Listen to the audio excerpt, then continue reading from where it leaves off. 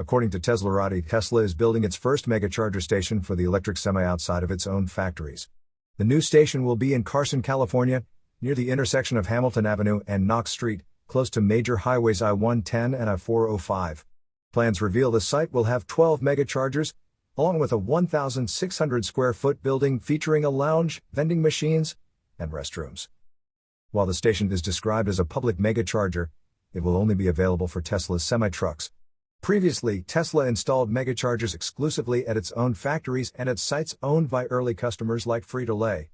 Tesla's senior manager of the semi-program, Dan Priestley, confirmed the Carson location will use the company's upcoming V4 Supercharging cabinets, which can reach charging speeds of up to 1.2 megawatts for the semi.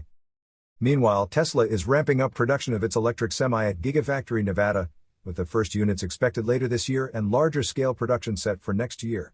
Early semi-customers include PepsiCo and Walmart, as Tesla expands its footprint in commercial electric trucking. You are listening to UON News.